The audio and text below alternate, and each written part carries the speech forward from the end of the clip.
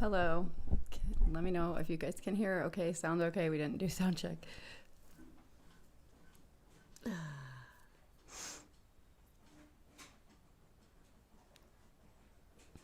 Welcome, guys. Good to see you all. And to those of you that are new, welcome. We're happy to have you. Grateful for you. Abammon will be here in a second. He's just finishing up some things behind the scenes, as usual, because it's always something to do at the last minute. Okay, thank you. Okay, thank you. Okay. Okay. Hopefully you guys had a good weekend. Still having a good weekend, I hope. Welcome. Welcome to the Sunday service, my friends. Yes. So I'm excited this week. Hold on. Where's my lighter? Right there. You got it? Okay. Yes. So I'm so happy to see all of you guys once again for another wonderful Sunday service. Welcome back, Michael, from Colorado Springs. Hi. Welcome was it the Litkeys or the Likes? I can't tell. The Litkeys to your first Sunday service. Yes, welcome. We're very glad you're here. Sarah, we can see you. Melissa, Gabriel. love our familiar faces. Hold on, let me get the lights on in here really quick. Oh. Yeah. We're not having lights. Yeah. I'll just Okay. want the lights above. I hope everybody's, good. No one's really impacted by some storms happening somewhere. I'm not sure exactly where they are, but I've been hearing about it a Yes. lot on the news. So. Teague, friend, blessed, snowy Sunday. That Oh, sounds yeah. fun. It's snowing in Austin. Pretty exciting. Ooh, you're in Austin, Melissa. I love your fit, Dr. Stone. Oh, thank you. Okay. Thank you. I try. But yes, I hope you guys all had a great week. We're kind of like went through a lot of the initiatory goddesses these past few Sunday services, exploring the myth of Persephone. My apartment is so cold, Sarah. Oh yeah. Yeah, we can't even complain. Yeah. Like we'll complain that it's cold in our house. And I used to live in a freezing apartment, and it was you did. I hated You it. did. It was very cold. It's miserable. We can't really complain at 75 degrees Yeah. indoors right now. Hello, Heather. Welcome back. Hi guys. Hi Heather. But this week we're going to be exploring Mercury, Mercury as an alchemical symbol, and Mercury as the messenger of God. There is I've been really getting close to the angel magic and Jewish mysticism, and we're getting pulled kind of in that direction for today. But the theme, the planets, they're in some okay positions. There's not a lot of drama going on in the sky this week. However, and if you're doing modern astrology, I think Mars is going to be conjunct with Pluto this week, but I wouldn't worry too much about that if I were you. That's more of like a social, societal kind of issue, and not going to be our personal issue as Magus. But we are where the planets are positioned right now is in a 5 of Swords, right? And that's not too fun. So I know a lot of us might be experiencing some things in our personal lives that feel like 5 of Swords energy, and we're going to be talking about that. But that's a great time for Mercury, right? Because Mercury is the solvent. Mercury is beautiful. Mercury is Hermes, the Greek god. Mercury is Thoth, the Egyptian god. And there are angels associated with Mercury, such as Raziel. And if you're going a little farther east into Persia and Babylon, it would be Madadahia. So, Right. we're going to be exploring those today in our Sunday service. And we're going to be doing something new today, too. Interesting. We're going to try doing the invocation of the sun while we are in the guided meditation. and we're going to see what comes up, right? We're going to see what images kind of like come to you, what gnosis comes to you as I call upon the powers of the sun while you are in the hypnotic state, in the guided meditation. You're going to just like let those things come to you, and hopefully when you come back to the surface, you'll have some gnosis, you'll have some images, some symbols that you can write down, and those will kind of plant in your subconscious mind to unlock at a later date. That's like how we do. Yes, right? that's how we like to work personally. We like to get ourselves in a liminal state before we invoke. So it very much works for me anyways. I get a lot of stuff this way. So that's awesome. I did not know we were going to do that. So I just found that out right now with you guys. I'm for it. Yeah. I think it's quite effective. Absolutely. And then we're also, I think, and then I'm going to discuss the concept of magical trauma, which is like, regular psychological trauma or religious trauma, I guess. But as it pertains to the great work and how Mercury is involved in that as well. So we'll discuss that a little later on. Yeah, so right now, as we go through the breakdown, when we go through initiations, when we go through our struggles, our personal life stories, right? Interesting. Started working with Raziel this week. How did this happen? Oh my gosh, Teak. Yeah, I've been getting pulled to Raziel for a year, and I'm finally taking action on it. So I think I'm on the same page as you, Teak. Beautiful. I love that. Yeah, and we're focusing more on like the more kind of more masculine-ish energy this week, because we're not going to be discussing a goddess necessarily, but yeah. So Mercury is an androgyne, and that's what we were talking about. But when we think of androgyne with our modern mind, we think of an androgyne like somebody that's so mild that you can't tell what gender they are. Yeah. Whereas, whereas like they're like either so mildly masculine or so mildly feminine, they like border on masculine and feminine. But the hermetic androgyne is a monster. It is like a crazy fusion of it's like a chimera or something. Yeah, and it's not a gender yeah situation. So we're going to Mercury is the androgyne, right? And Mercury is the solvent, and Mercury takes on the qualities of whatever Mercury is exposed to. And this is really a good thing to be going through as you approach breakdowns, because Mercury is all about how you piece everything back together, right?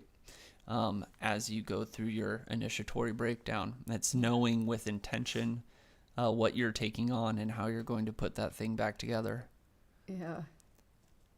Oh no. Into solids. Yeah, nice. It's a full expression of both qualities. Yeah. Right. Exactly. Okay. So yeah, with that being said, we're going to move forward. I hope everybody is nice and relaxed. It's had a good week. We're going to begin with our ritual purification. Okay. All right. Yet you're here. So, That's okay. Yet you're here. We appreciate you can your watch, clicks. No problem. Enjoy. Watch how crazy keyboard warriors are fun. Crazy wizards do when they get together. Sure can. We welcome all. Maybe get a little rest, a little relaxation in. Maybe some. So we're gonna start that. Okay.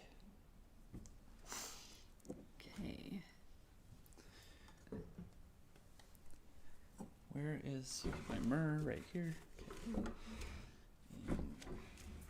Okay. Oh, I need the water. Okay, go get it, darling.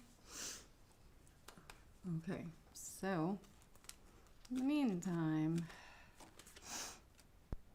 I know, right? It's okay. See, that's why it's occulted, because even those that see it, if they're not meant to know it, they can't. Okay, and so one of the things when I deal with Mercury, Thoth, Hermes, anything, I like to have on my altar some ink and a scribble pen, because that is his association. That's one of my favorite associations, and it's a good way to get those magical objects charged whenever you work with those energies. We're not going to be invoking him today, but they're always a symbol that I keep with me when I'm working with that energy and with that current. I had an invocation for it. Oh, okay. Well, It's okay, I we guess don't have she'll be doing it. It's okay. Right. Like, clean with fire.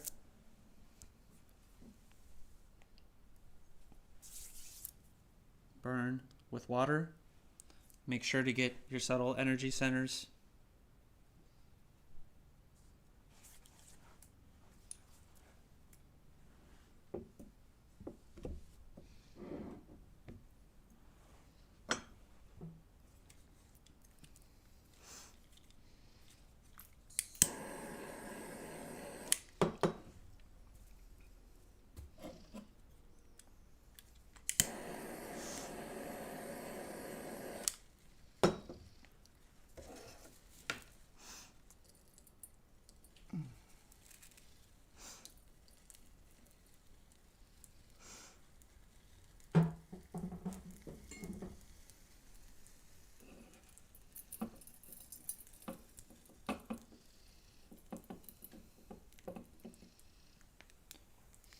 I purify, I cleanse my mind, body, spirit, and soul under the authority of the Most On High, Creator of the universe, Master of all.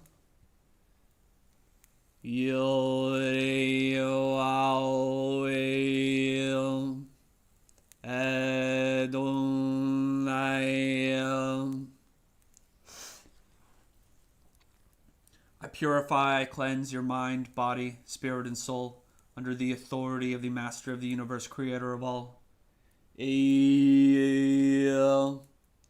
Eshir.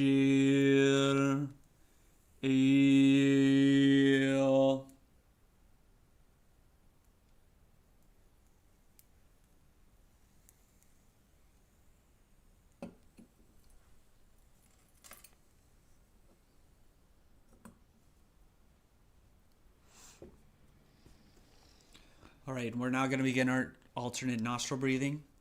We're going to be purifying and cleaning our subtle energy channels, our prana channels. If you are male, you're going to start with your left ring finger and plug your right nostril. Inhale, and as you are inhaling, imagine yourself inhaling the purification smoke as it cleans your prana channel, and then you are going to switch with your right ring finger, plugging your left nostril, and exhaling black dross. If you are a woman, you are going to reverse that, okay? We're going to do this 3 times. Inhale.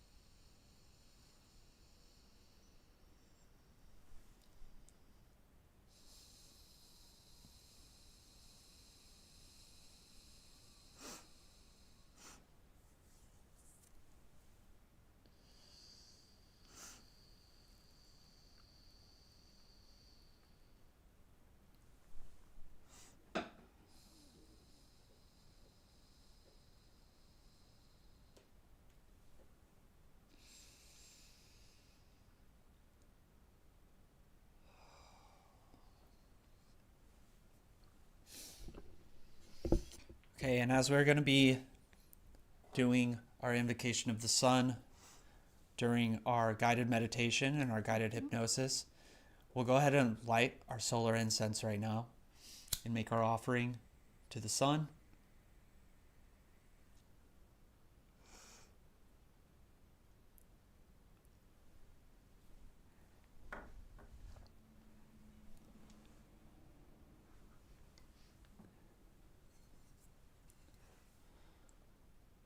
I hereby consecrate, And offer this to you, O soul, you, O great luminary, to your spirits in your sphere.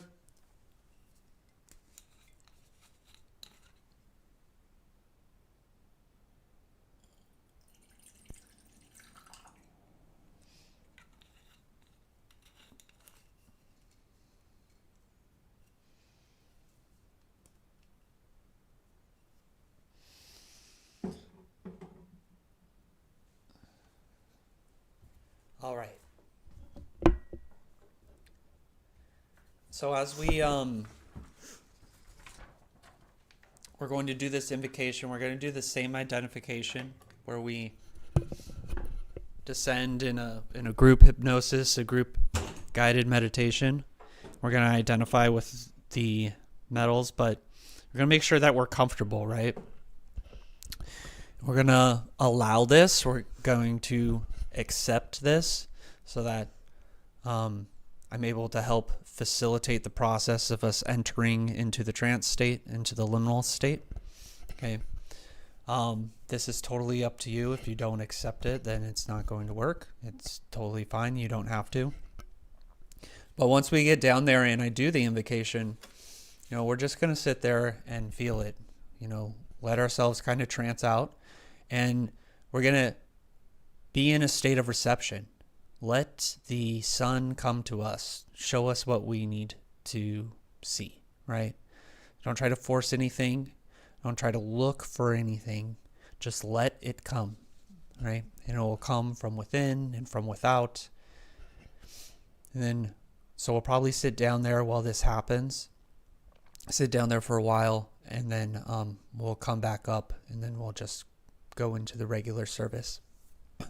We're going to make sure that we're in a comfortable position with our feet planted firmly on the ground. And I want you to find a point on the ceiling or above you where the wall meets the ceiling. It's a corner. And you're going to look at that place.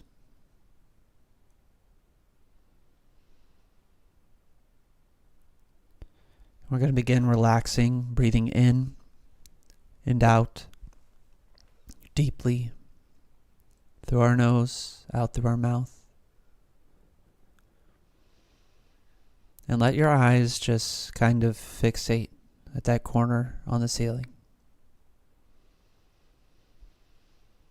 Breathing in and out. Relaxing.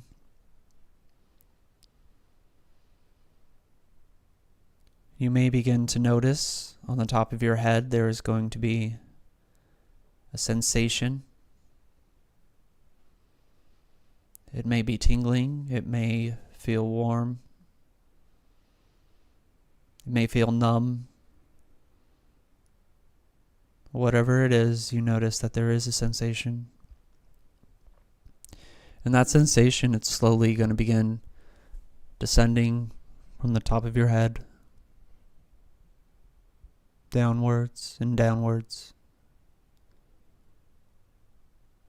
Downwards, towards your ears, towards your eyes, as you're staring at that corner on the wall, relaxed,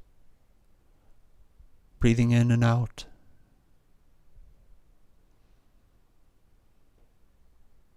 And your eyes, they may get heavy, so heavy as that sensation passes them.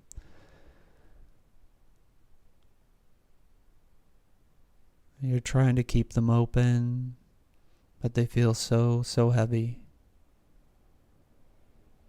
Your eyes may begin to flutter a little bit. That's perfectly normal. It's a part of the process. As that sensation, it spreads down towards your jaw, breathing in and out. Notice your feet planted firmly on the floor.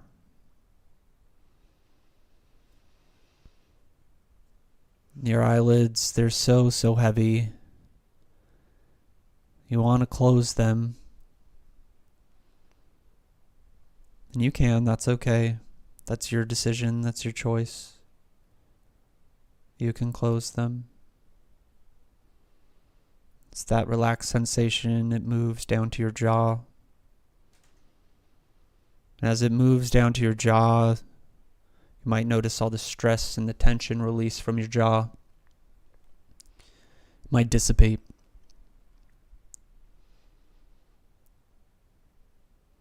How curious it is. We seem to carry tension and stress there. Breathing in and out. In and out.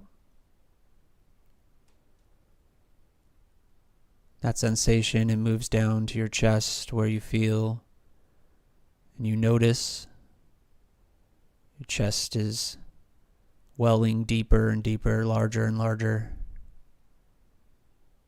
You may feel your mouth getting dry. You may want to swallow. That's perfectly okay. That's perfectly normal.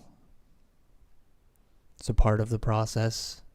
As you notice your feet planted firmly on the ground. Your eyes are so heavy, and that relaxation, it spreads through your arms,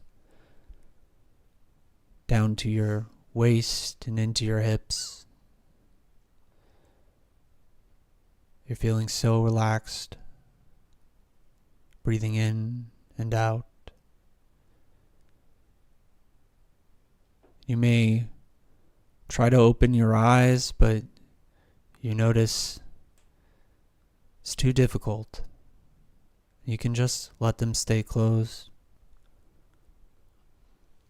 That relaxation, it moves down through your legs, down to your feet. We're going to begin descending as I count down from 5 to 1. And as I hit 1, you will hear a snap, which will mark your transition into the state of hypnosis. 5, descending. 4, deeper, deeper. 3, relaxed, safe, comfortable, secure. 2, descending deeper. And 1, deep sleep. Deep, deep sleep. Deep sleep. And now, for the purposes of hypnosis and with your permission, when you hear me snap my fingers and say deep sleep, you enter quickly and safely to a deep state of hypnosis, a deep trance state. And in this state, you're in complete control. You're relaxed, focused. All your body aches and pains, they dissipate. All stress releases. You feel comfortable in your body, comfortable in your mind.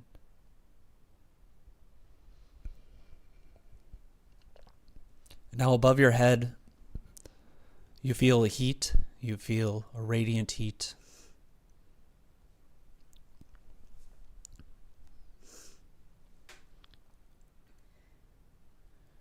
You can feel it beaming into the top of your head. You may notice the sigil of the sun descending above your head. It is a circle with a dot in it, and it is golden, and it is radiating a warmth that you are so familiar with, a symbol, a sigil that you are so familiar with. You may notice that you can allow this sigil in through the top of your head. And you can do this.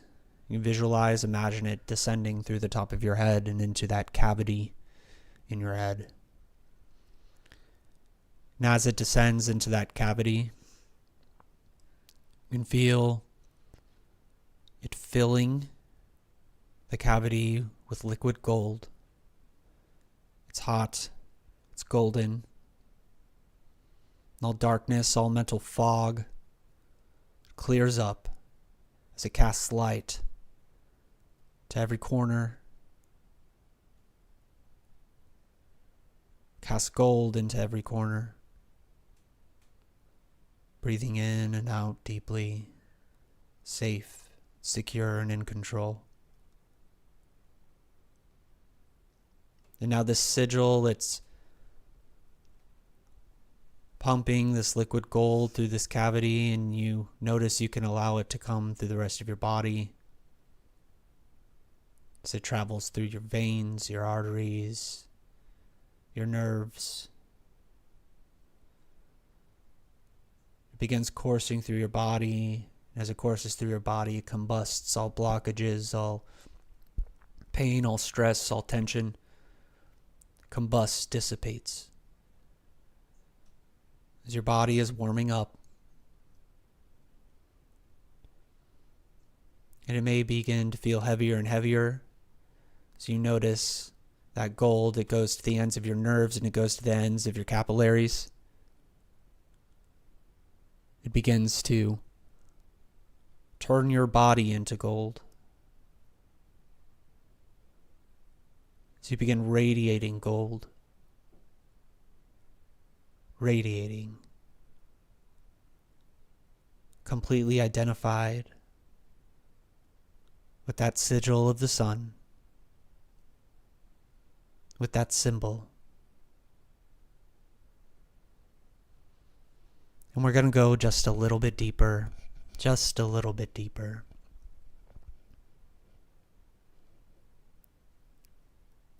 I'm going to count from 5 to 1. When you hear me snap my fingers, you're going to go twice as deep as you are now. 5, getting ready. 4, about to go deeper. 3, made of gold, identified with the sun. 2, approaching the threshold. 1, deeper, twice as deep. Deeper, twice as deep.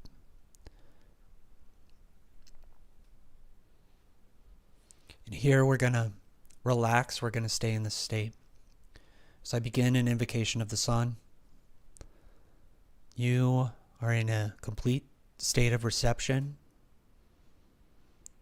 You may not be able to pay attention to the words that are being said, but that is okay. Because you are in a state of reception. You're going to allow the gifts of the sun come to you. Plant in the subconscious to blossom either at a later date or immediately.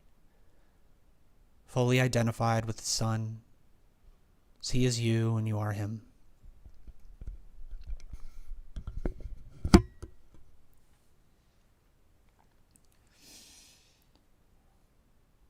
O soul, you who are the source of riches, the increase of strength, the honor of life, the source of splendor, and the beginning of all goodness, I entrust my entire will upon you, and with it place myself wholly in your hands.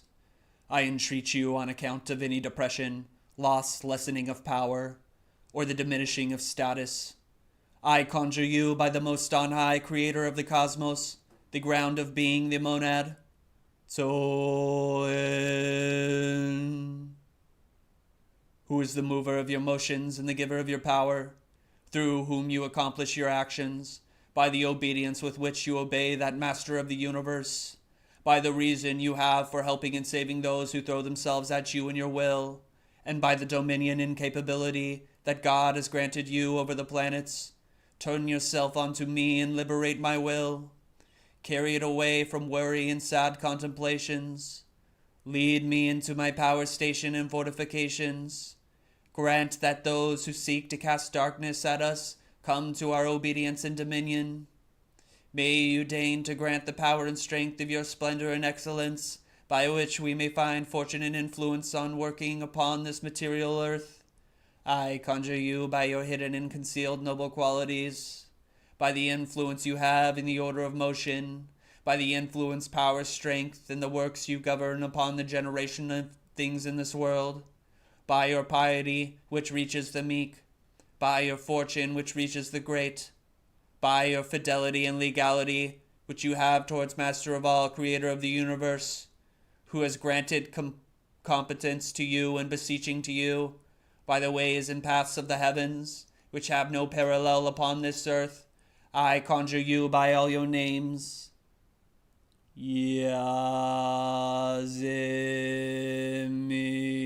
Yazimiz so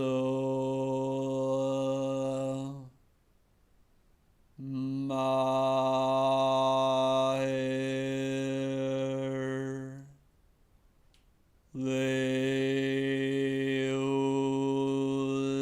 Leus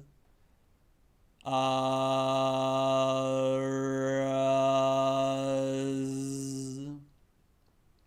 You are the light of the world. I conjure thee. Heed our prayer, understand our requests, those in our hearts and those in our minds. Pay attention to our words. Descend into us with great effect. All those with a pure and untarnished will towards you shall have complete identification. You, O great luminary.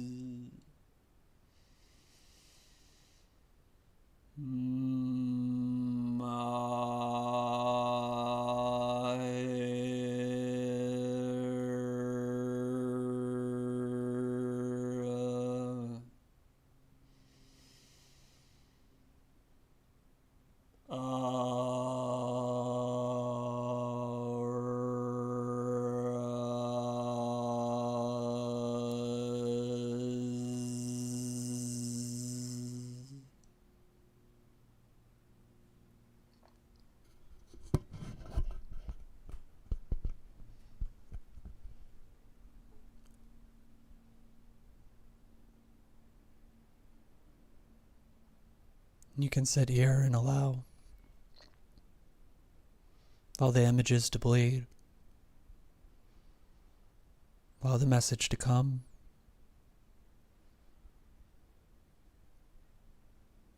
You do not need to look for it. It comes naturally.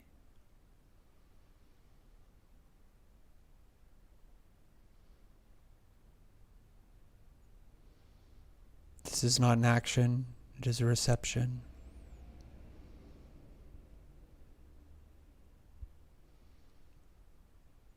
And we're gonna let that implant deep in our subconscious.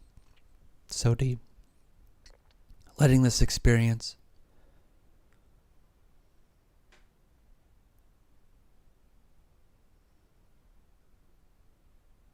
I can thank the sun as we begin to ascend upwards. 1, relaxed, rejuvenated, refreshed. 2, fully identified with soul. 3, having allowed our message to come in. 4, approaching the threshold. 5, eyes open, wide awake. Eyes open, wide awake. 1, 2, 3, 4, 5, eyes open, wide awake.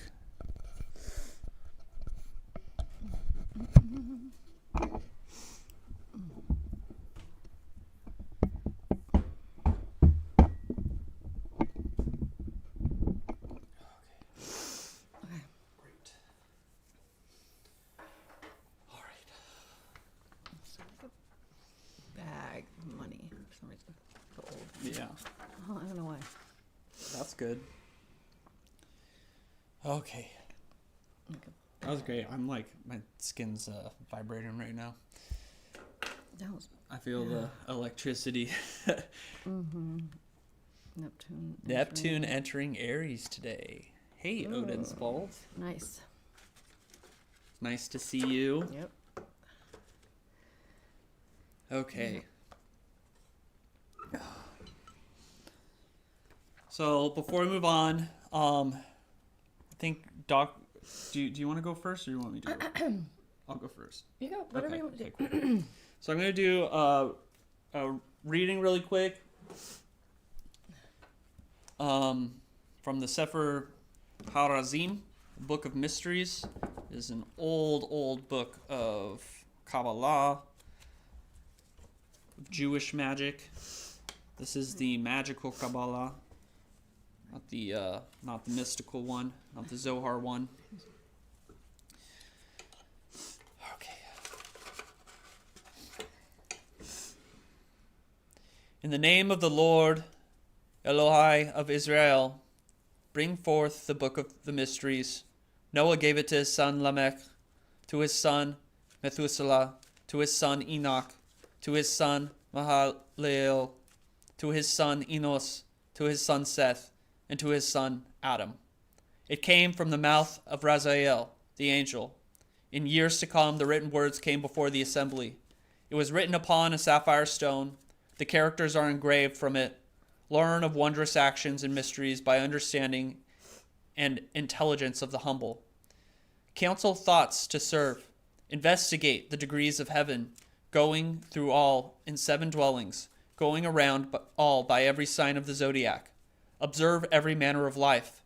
Examine and inquire of the moon.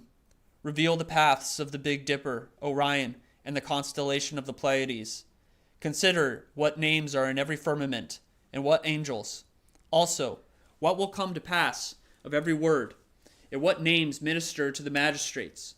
In all humility and modesty, hear them make every desire. All draw near above in purity. Reveal works of death and works of life. Understand evil and good. Examine the periods and minutes to reveal periods of birth and death, and of affliction and healing. Interpret dreams and waking visions. Draw near battles, and make peace in wars. Hold dominion by spirits, and send forth. Go forth to worship. Consider the 4 spirits of the earth. Live from the wisdom. By the thunder tremble.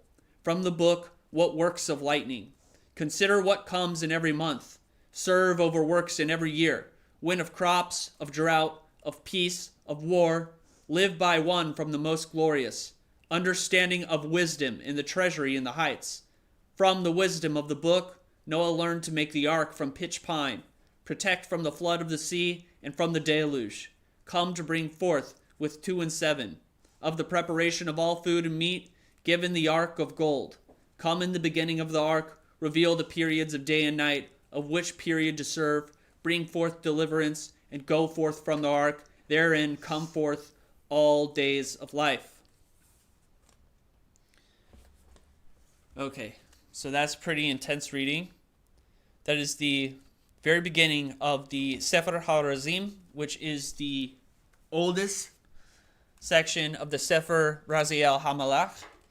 So within the Abrahamic traditions, there is a myth that is contained in the Apocrypha. And the Apocrypha is basically the non-canonical Abrahamic legends and myths and stuff. The stuff that didn't make it into the Bible. The surrounding literature that the church and the rabbis say is a little suspect, right? Right. So, but there is, within Abrahamic lore, there is a myth that is floating around in the surrounding literature. And it's about how basically the angels gave man magic, right? Specifically the angel Raziel. And so this is one of the stories that Raziel gave basically a grimoire to Adam when he was kicked out of the Garden of Eden. So Adam was kicked out of the Garden of Eden. Behind him was the flaming sword that protected the gate, and Raziel met him and gave him a grimoire so that he could pass it down to his sons, and they could learn magic and learn how to return to the Garden of Eden, right? And so this is a very important part of the Abrahamic religion, because what we see in Raziel, the angel is said he's to be so close to God that he can hear God's secrets, the mysteries, and he brings them down to mankind. And that we are supposed to recover this magic. That this magic is what's going to bring us back to paradise. And you can see how this is kind of coded into Gnosticism. That salvation comes through gnosis, right? And this is necessarily what is happening within something called the perennial religion, right? the perennial tradition, that there is something that happens in the magician's path, the wizard's path, the witch's path. There's something that happens that brings them onto this path that is a higher calling. And we begin to see that within all the religions, there is a resounding perennial truth, right? And the Renaissance people, they called this Prisca Theologia, which is the pure religion, the true religion, right? That there is a religion hidden within all the religions, and it's scattered amongst all the world's religions. And that this religion is the real religion that brings us back home, right? Back to where we're supposed to go. And this is the religion of the Magus. This is the religion of the esotericist. This is the secrets of the book of Raziel. And so within the Sefer HaRazim, what it was saying there is basically saying, what are we supposed to be doing in order to be participating in this return home, this return to Eden, this return to paradise. So Raziel is basically instructing Adam that he needs to be paying attention to what is going on in the cosmos, that all the mysteries happen in the cosmos. And you can see that there's this dual language that is happening within that passage, right? It's talking about learn of affliction and of healing, learn of evil and of good, right? You can't just, the true religion is not just the good, right? It's not just, that is not all of existence. That is not how we return to paradise. That is not how we make it to Eden. That is not what our path is about. We are called to something higher. We are to probe the totality of existence. We are to probe the zodiac. We are to probe the planets. We are to probe both ends of the pole, both ends of the spectrum, right? And so Raziel, he, as an angel, is very, very similar to a God form that holds this kind of this same position, this God form that takes the secrets, the mysteries of God, and gives it to mankind. We see this in the Egyptian Thoth, and we see it in the Greek Hermes, right? And so, as magicians, as wizards, we have our patron prophet, our version of Moses, who is Hermes Trismegistus, who fulfills kind of the same role. He knows the mysteries of the cosmos. He learns this from the divine Paimon, and then he gives it to mankind. And this thing is echoing throughout all the religions, throughout the higher mysteries, and through the magical tradition. This is an incredibly important archetype. And so when we look at what's happening with Mercury and alchemy, Mercury as the symbol, right? And we associate it with the planet, but we're talking about Mercury, Quicksilver, that kind of stuff. We also see it associated with the rebus, or the androgyne, the divine androgyne, right? And it's this kind of amalgam of sun and moon, and it's a hermaphrodite, a monster, and it's kind of like that Zeus mythology where it's like the man and the woman has two heads and four arms, and Zeus is afraid of what he's created because it's a monster, right? And this is what the androgyne is. This is what Mercury is. Mercury is the male and female, right? He's diurnal and nocturnal.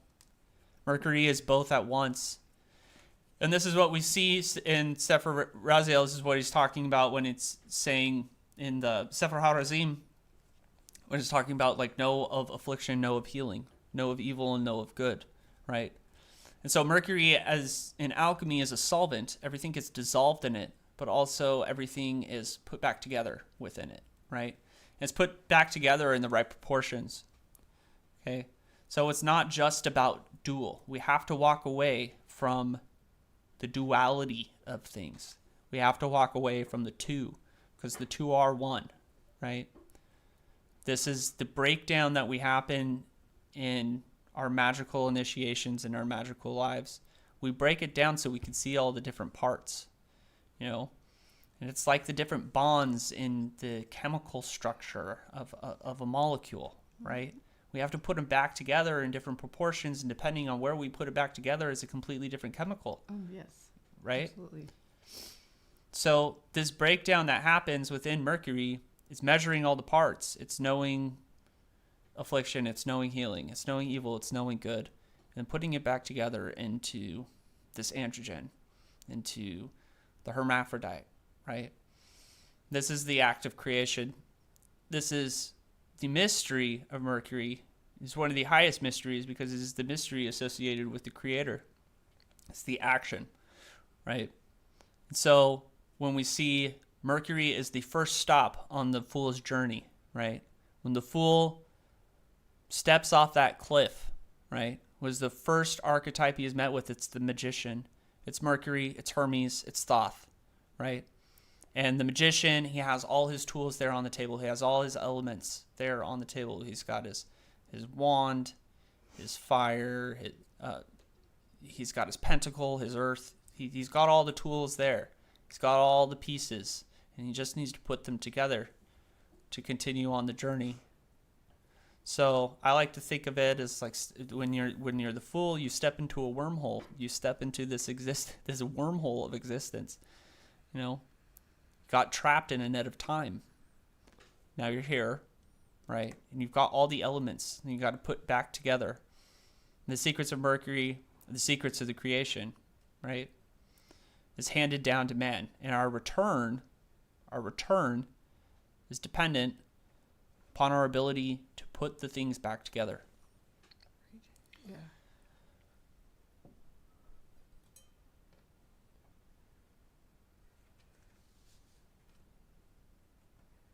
The monad. We're all just trying to wrap our heads around the monad. Yeah. Yeah. Yes. Yes. Because it's not really that, right? It's all the things that make it up. Yeah. So that being said, that's kind of where I was going with that. Okay. Yeah. Yeah, my turn. Yeah.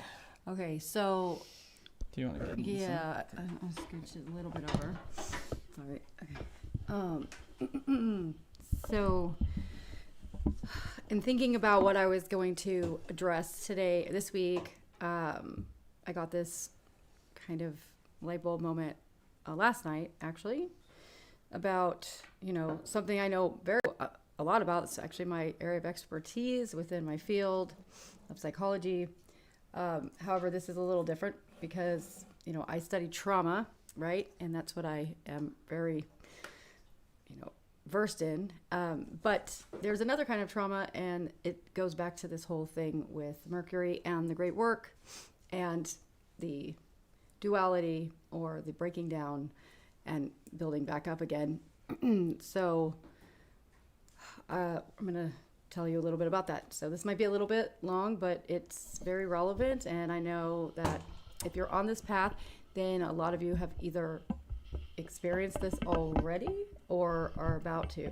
So it also contains with it a bit of a warning and just a heads up as to what's to come if you are on this path and this hasn't happened to you yet, so that you'll know. And I wish someone would have told me this stuff, because it would have saved me a lot of confusion about whether or not I was losing my mind at times.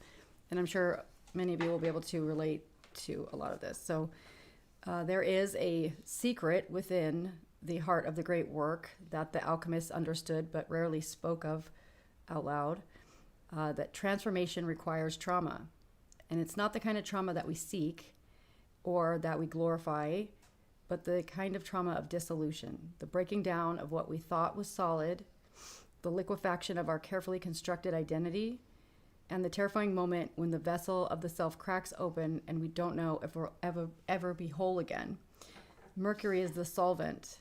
Mercury is the agent of this wounding. So I'm going to confess this, that there is, within the magical community, we often whisper, but rarely, again, out loud say, that magical practice can, in fact, traumatize you. When you genuinely commit to alchemical transformation, you are inviting Mercury into your life. And Mercury is both medicine and poison.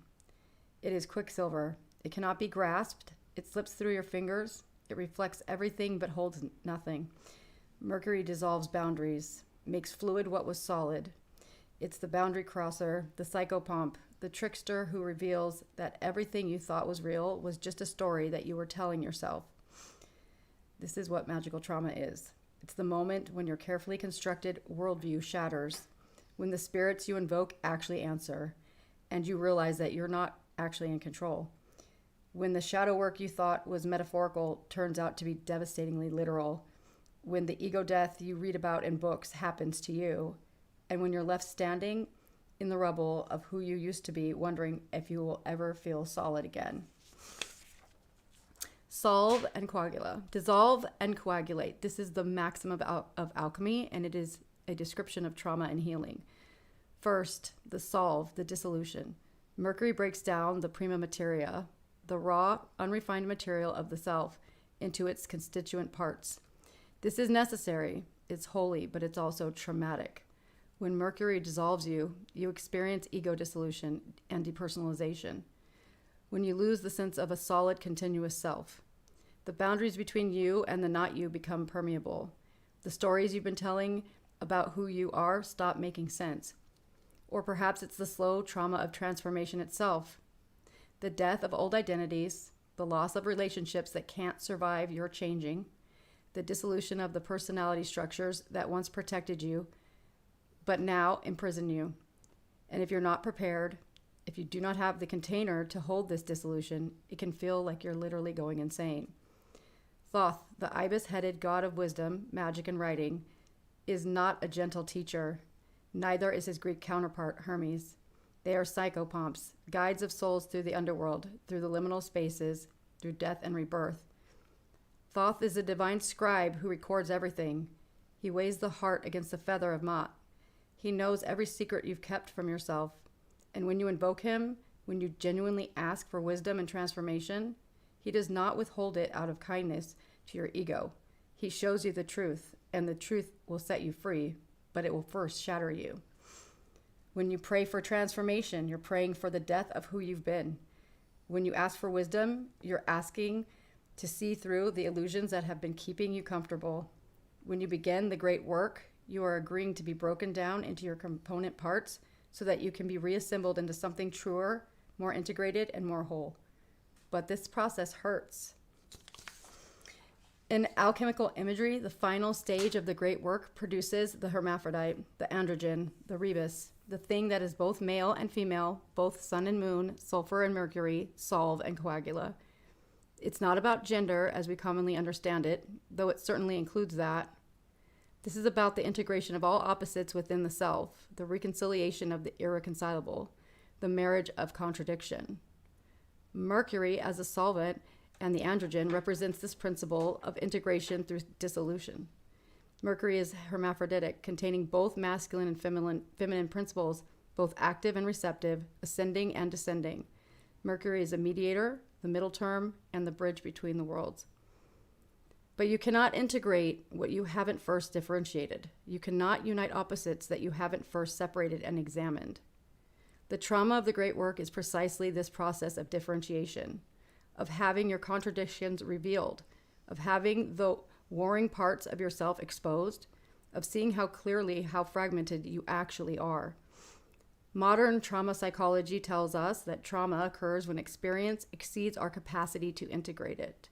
We fragment, disassociate, split off in parts to protect the whole, and healing requires reintegration of those parts, creating enough safety and capacity to hold all of what we are.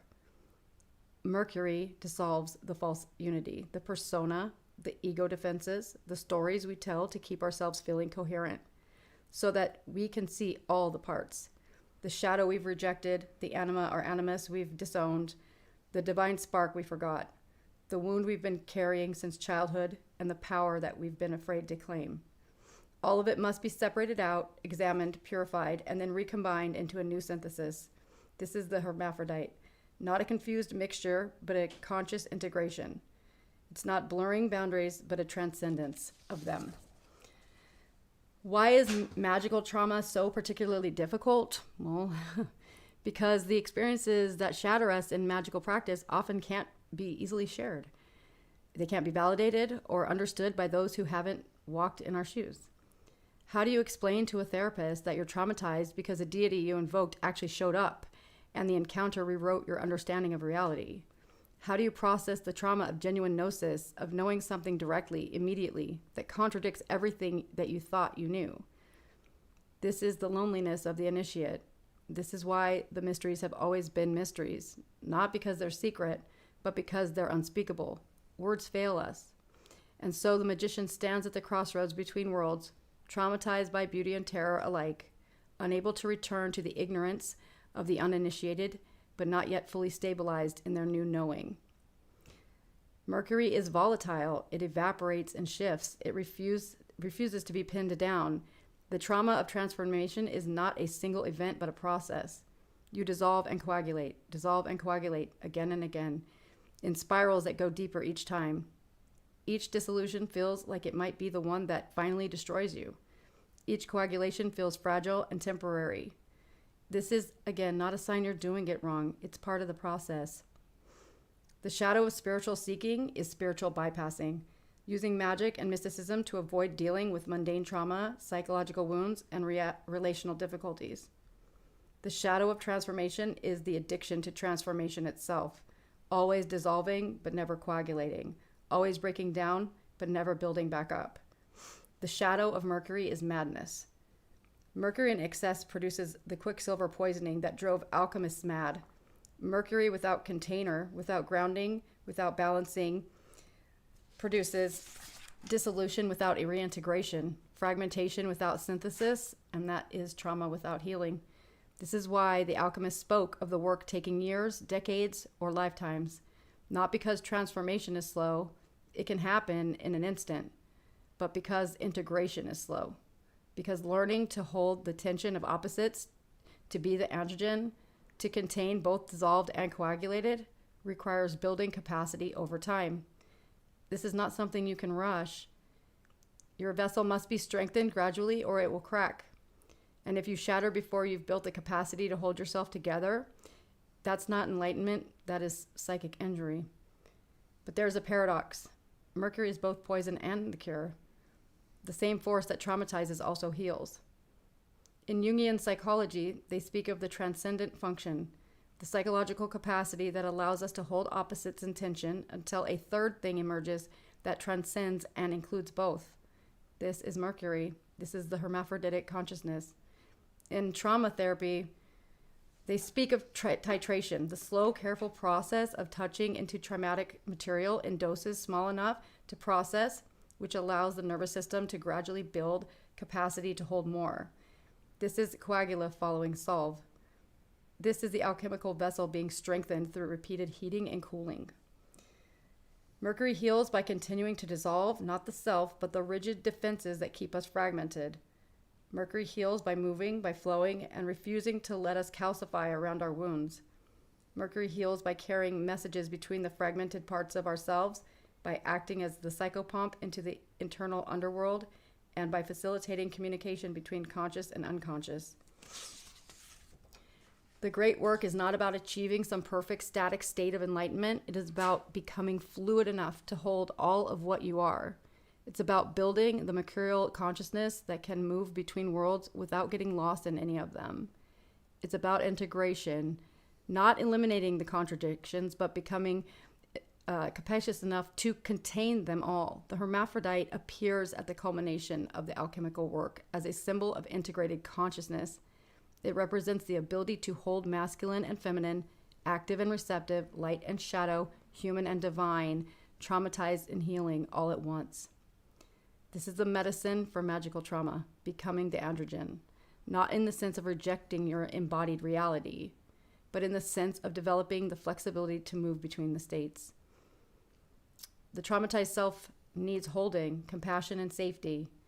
The transforming self needs challenge, dissolution, and to be broken open to the divine.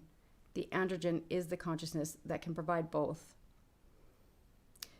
This is Hermes Trismegistus, thrice great, master of the three parts of the philosophy of the whole universe. This is Thoth, lord of the moon, governor of cycles, knower of words of power.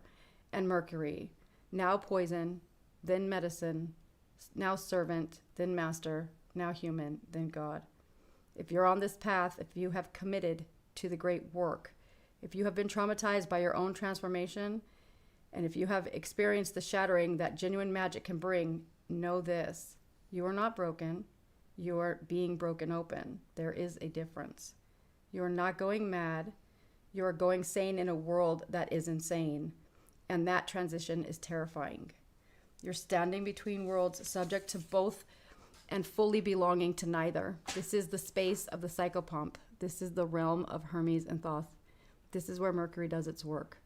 So honor the dissolution when it comes. Let yourself fall apart. But also, and importantly, build the vessel. Do the work of the coagulation. Ground yourself in body, community, and practice. Find the people who understand this path, the teachers who have walked it before you. Find the containers, ritual, therapy, a coven, whatever it is, that can hold you while Mercury has its way with you.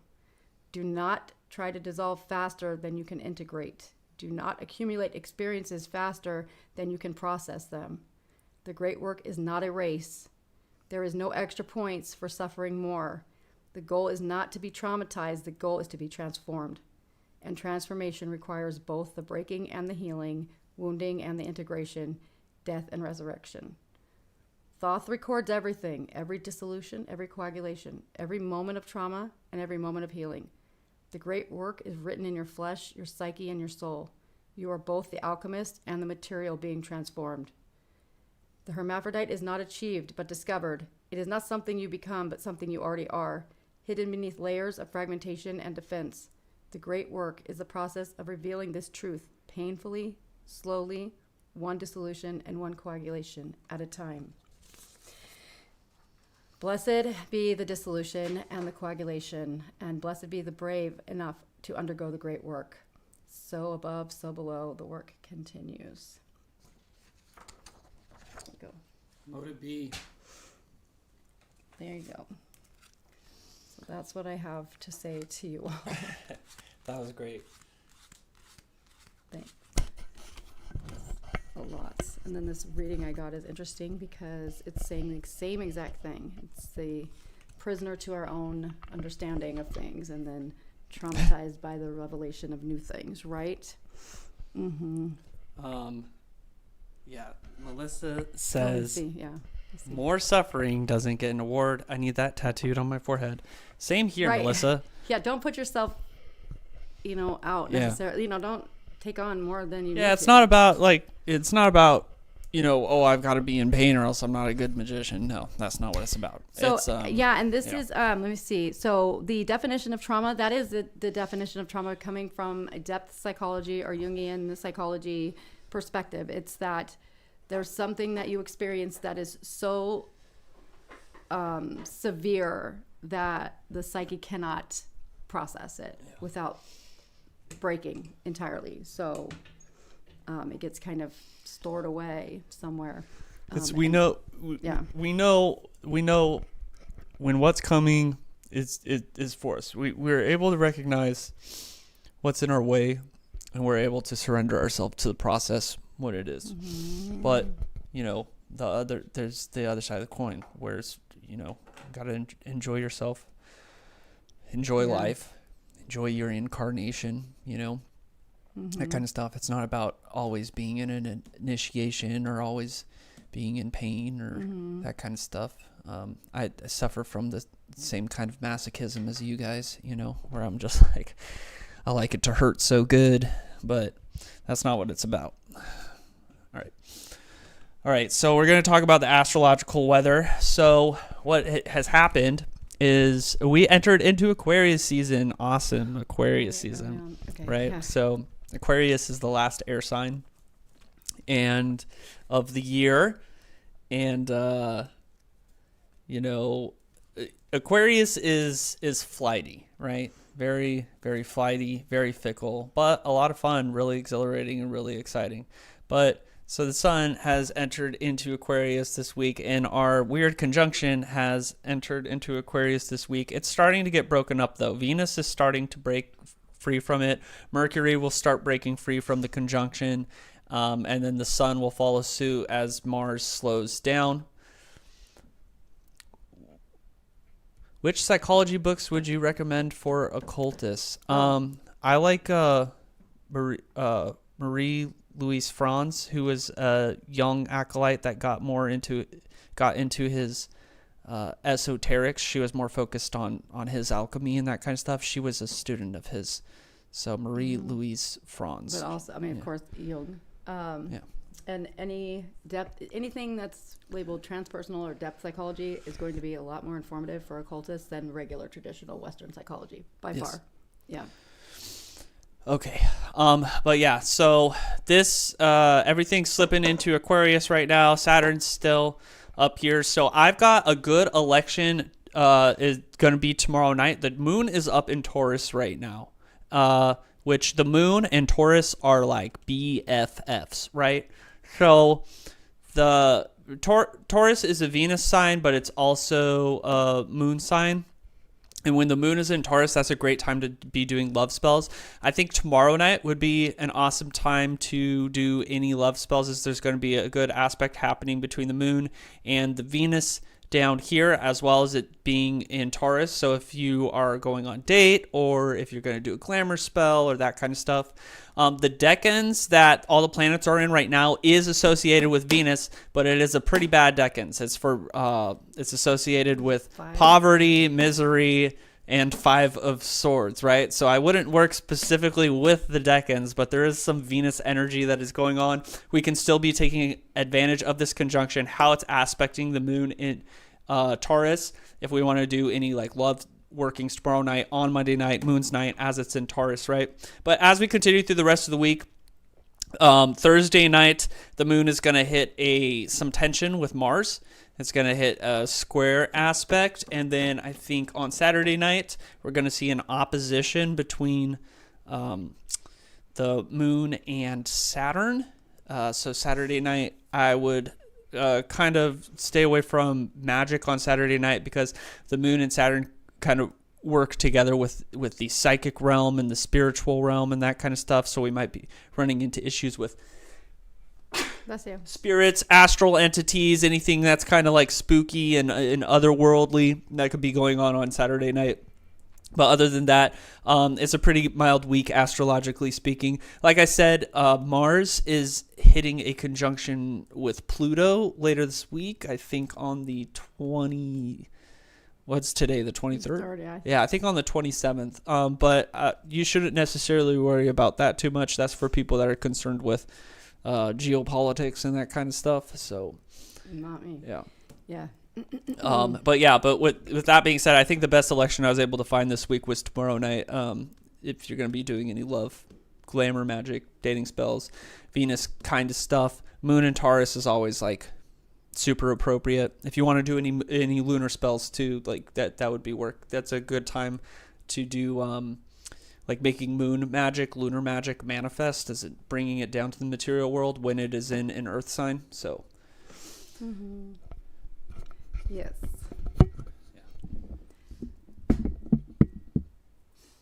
This is what I'm saying when I say that the whole Christian stuff, they are judgies.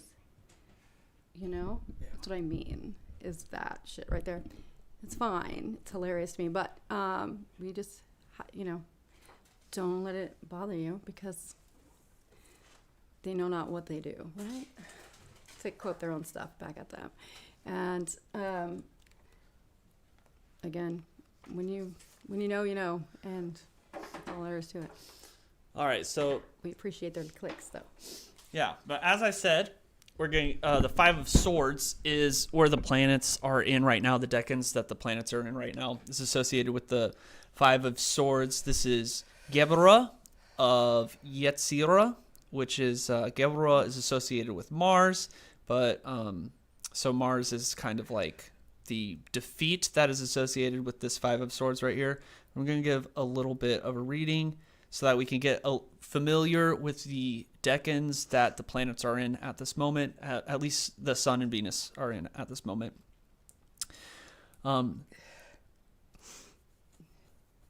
white dove of Venus is under attack by a dark bird of prey for Aquarius resembling a raven or crow. The dove is carrying a message of peace in the form of a rose. The rose has been utterly destroyed or torn asunder and falling, as in the traditional Golden Dawn description.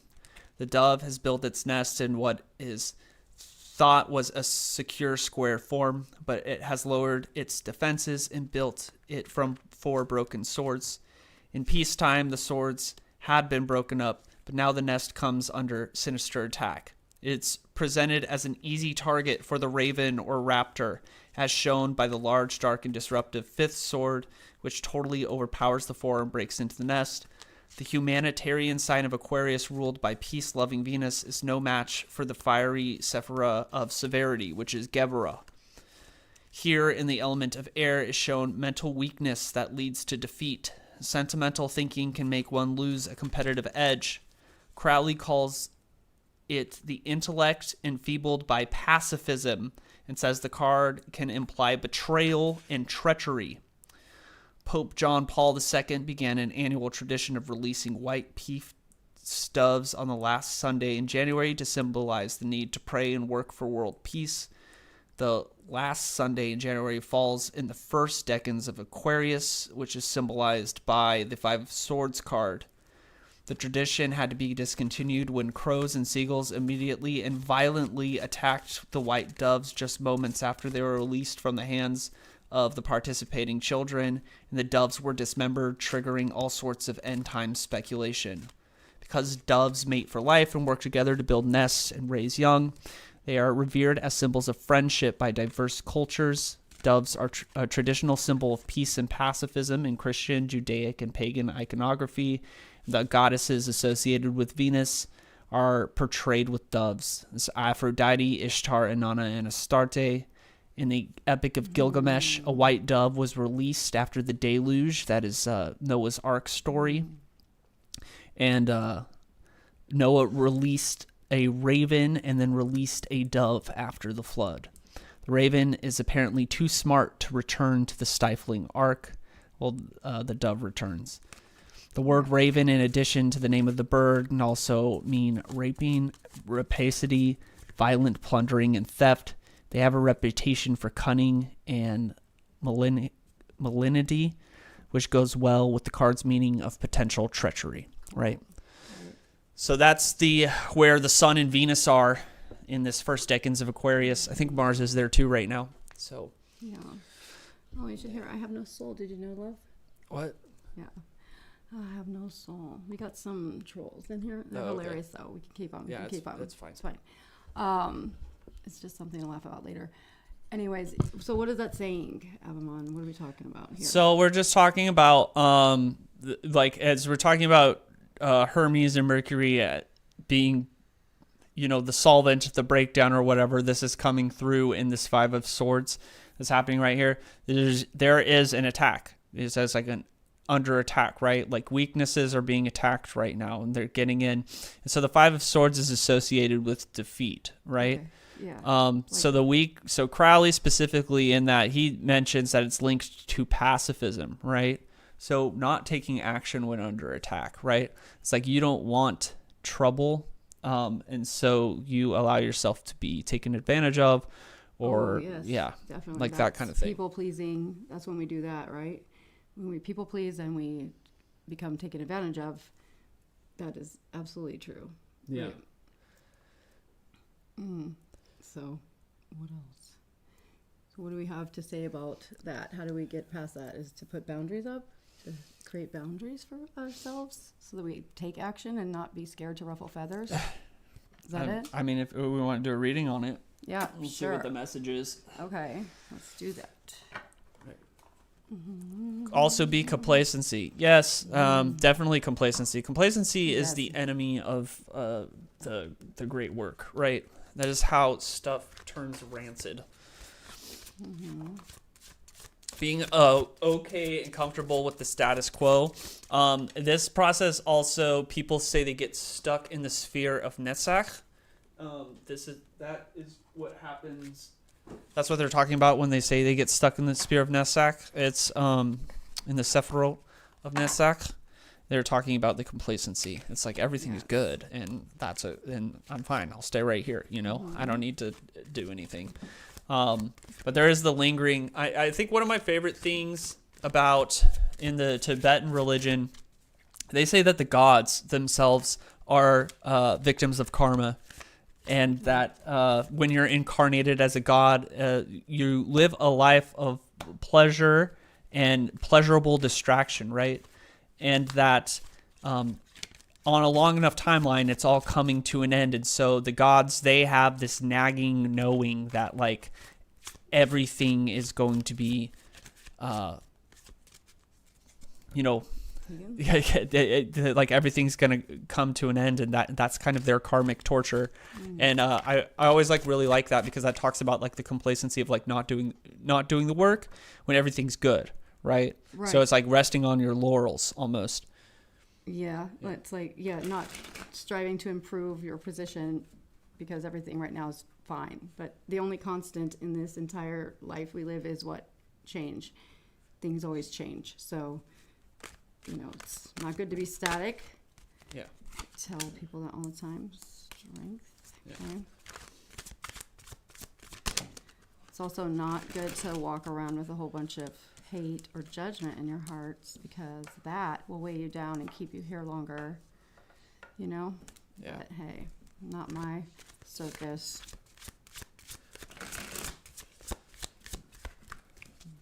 But yeah, we're doing you got the tower. Yeah, it's weird. The tower keeps like jumping into my head. Well, it's a perfect analogy for this whole process, because in order, when things are built on cracked foundations, they inevitably will fall, right? So you have to be prepared for that and be ready to rebuild once that crumbles. But you can't rebuild until it crumbles, right? So it has to be. That process has to occur. Prudence. Oh, crazy. Okay. So this is what's coming down the pipeline. Okay. Yeah, pipeline. Eight of discs, right? Oh, but it's reversed. reversed. Yeah. So basically, the mitigation of this Five of Swords card, right? Not tending to what you need to be tending to. Okay, you're not hatching your eggs. You're not the good mama chicken. You're not sitting on your eggs, right? Yeah. So you're not taking care of what needs to be tended to. That's where that Five of Swords is coming from. But what's standing in the way is like you're not. Oh man, that's crazy, because I got the reversed Five of Cups. So what you were saying, the lit keys about could this also be from complacency? So the reverse Five of Cups right there, right? Mm-hmm. That is what it's talking about. It's talking about the complacency, not tending to the things that need to be tended to for success, for this to be successful, because you're complacent, because it hasn't been bad enough yet, right? Right. That's what you're getting in your tower right there too, right? I know. Yeah. I know the first card was not the tower; it was strength, and then the tower. So, and then it was the Nine of Cups. Sorry, the Empress, Nine of Cups, 10 of Swords, and the Eight of Cups. So this is, again, the process, right, of being broken down and then getting back up, and broken down, getting back up. But yeah, complacency is easy, because when things are okay, why rock the boat? Why, yes, thank you. That's the analogy I was looking for. Yeah. Why rock the boat? Because the only constant is change. Everything's going to change. Nothing stays the same. I mean, if you just observe your life from last year to now, how many things are exactly as they were last year, right? Yeah. For us, none. Almost none, right? Mm-hmm. Everything's changing all the time. So you have to it's like anticipating that and how you're going to better yourself for the next thing that comes up, right? Mm. And always doing work, because it's not over. It's not a one and done, right? That's what we're saying. It's like you don't just go and, go to therapy and get fixed once, it's like there's multiple layers that keep coming up. You can't just sin and go to church and ask for forgiveness and then sin again and think that the last time you asked for forgiveness covers you, right? You have to keep doing it. Hopefully you stop doing whatever the hell your sin was. But, it's like bettering ourselves always. It's a process. We're not the same people we were. Even our cells, our bones, etc., change all the time. We're always renewing, right? Mm-hmm. And we got to keep up with that process. The cellular, the internal represents, the external is a representation of the internal. So, right? Yeah. So, Sarah, this is a group. This is for the Five of Swords. This is for what's going on in the week, right? Mm-hmm. So we're talking about the group like everybody necessarily, like we brought the Mercury, like what's the solvent, right? We're talking about where the planets are positioned right now. The planets are positioned in a place that's associated with misery and poverty and that kind of thing. And when we read the tarot like book or whatever, it was talking about how Crowley's saying that, you know, this comes from pacifism, you're under attack, something's attacking you, picking at you. It's associated with Gevra. Gevra is a Sephiroth of Mars, right? It's the Sephiroth of severity of so that's yeah. So So there's up with it, the worse it's gonna get. So there's a breakdown that's coming. There's an attack that's happening. That's coming. It's a breakdown that's coming. The thing about it's like, how do you mitigate it, right? You need to be the consistency. You need to be taking care of the things that need to be taken care of, right? It's like the chicken hatching their eggs. Okay, right. You got to keep sitting on those eggs. Right. Keep doing it. And what's standing in the way right now? You haven't been disappointed. You haven't been disappointed enough. It hasn't. Right. It's okay. Yeah. But just because it's complacency not standing terrible, in the way doesn't mean it's acceptable either. Standards need to be raised, I believe. How long does this last? It's not very long. It's just this is not very long. This is just this week. Yeah. Show you what you need to know, right? Just enough. It doesn't look catastrophic though. This isn't catastrophic. This isn't catastrophic. Yeah. It's just for some of you, and it doesn't apply to like necessarily everybody, but for some of you, there are things that you know damn well you're avoiding or just ignoring that need to be addressed, and you don't want to because they're not the most pleasant or fun things. But it's not the end of the world here. It's not like anything's going to go terribly wrong. It's just one of those things where when we continue to try to bypass or try to ignore, things will become louder until you're forced to deal. So the idea is to not wait until that moment, to go ahead and start now so that you're not given a tower moment to entice you. Yeah, so what it's talking about, Sarah, is like don't rest on your laurels, okay? Mm-hmm. So about your test, saying don't rest on your laurels. If you've there's success in it. There's success. Like the, what was it? The 8 of discs. Death and taxes. Came up. That was the final result, 8 of discs, right? Yeah. So, but it's saying what's standing in the way right now, resting on laurels. And the Lit Keys brought it up. They said complacency. It's like, yes, that's what the cards just said right now. Yeah. Yeah, the first step is to have the courage and the strength. That's actually 100% correct, and to trust in yourself that you'll get through it. Because again, I'm doing a poll on your test right now, Sarah. Wait, did she take it already? No, it's in 2 weeks. Ooh, okay.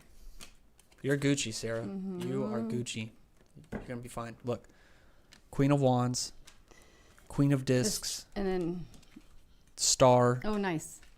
Okay, yeah, but your present position right now, Sarah, is the Devil. Ooh. Which means resting on laurels. Yeah. Don't procrastinate. Are you getting lazy? Don't procrastinate. Yeah. That's a procrastination. Don't do it. That's what that is. Don't do it. Also, your test. Let me just give you, as a professor, of college and a former high school teacher, let me tell you. But it says you're going to pass your test. You're going to, best study advice I can give, okay, is to read the material you need to know, okay, beforehand, before you go to sleep at night. Okay, make sure you're taking handwritten notes, because the act of writing with the hand while reading, it allows the information to be stored as an intermediate memory, not a short-term one that your brain's just going to discard when you go to sleep. Last thing you do at night, don't watch TV after you study, don't listen to music, just go to bed, so then your brain, the hippocampus, can process it into an actual memory that sticks. Then in the morning, you very briefly review that material again quickly, and that's the process. And if you overstudy, it can be just as detrimental to you as not studying at all. So and then also, as you're doing your exam, please remember that the most common mistake I see on exams, especially for entrance exams like the nursing exam that I teach the prep class for that, and proctor the exam sometimes, that is when I see students that have had the right answer and then they erase it and put a different one because they overthought it. Your first response is probably the right one, unless you find evidence later in that exam somewhere that, oh, I messed this up.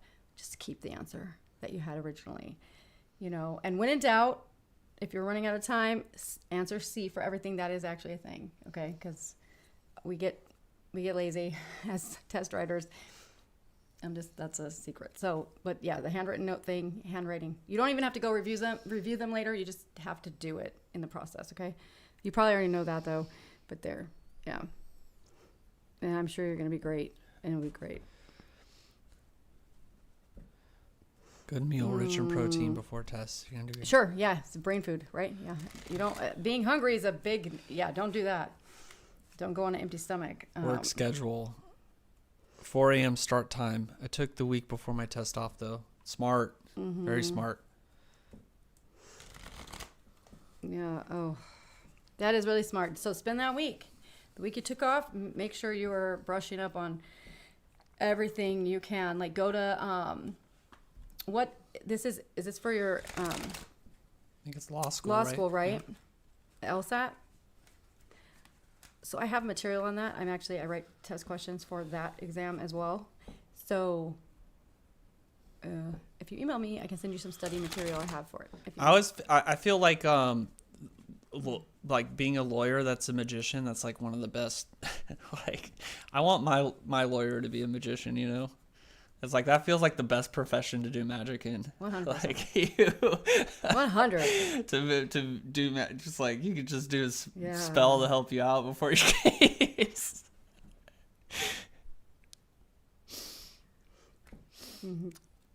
Yeah, you'll do fine.